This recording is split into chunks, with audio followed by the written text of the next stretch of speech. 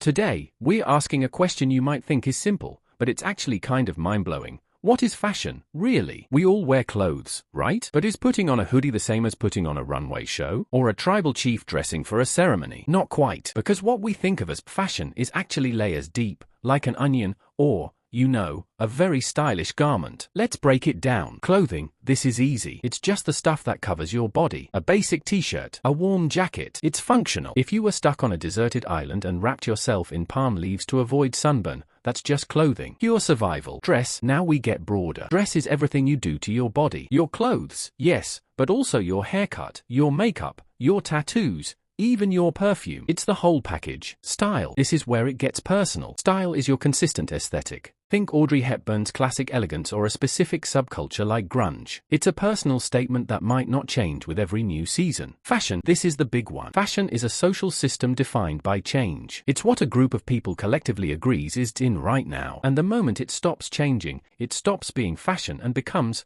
well, something else. Like a uniform or a tradition. Imagine a society where everyone wears exactly the same thing, year after year, no changes, ever. Would that still be a fashion? Probably not, right? It would be a uniform or a tradition. The change is the key to fashion, which leads us to our first big question for you. Do you think you have a personal style that stays consistent, or do you find yourself constantly chasing fashion or trends? Let me know in the comments below. But here's where it gets even deeper. Why does every society, even ones without the designers or fashion weeks, still care so much about what they wear? Whether it's intricate beadwork in an ancient tribe or the latest sneaker drop, we're always communicating something with our bodies. It's almost like an innate human drive. Is this drive universal, built into our DNA, or is it something our cultures teach us to do? This is where the debate between fashion as a universal human impulse versus a culturally constructed system comes in. And that brings us to a question. If you stripped away all magazines, social media, and stores, would people still try to look fashionable or unique? Why do you think that is? How fashion actually works in our world?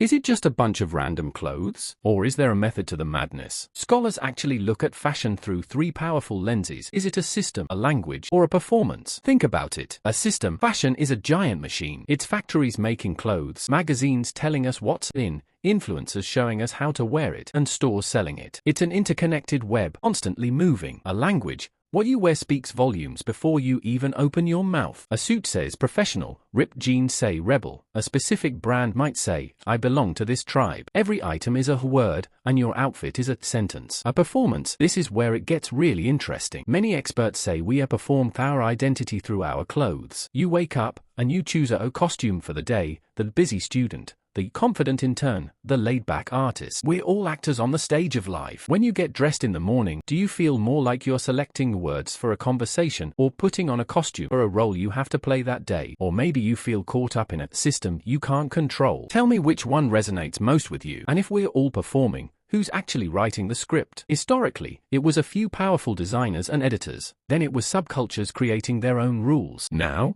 well, it might just be the algorithms deciding what goes viral. This brings us to the big question, who decides? So, if the algorithm is the newer designer and we're all performing for the camera, do you think we are becoming more creative as individuals, or are we all starting to look the same because we are following the same digital script? This is what we'll be unraveling next time. We've just scratched the surface on the philosophy of what we wear. See you next time, and keep expressing yourselves.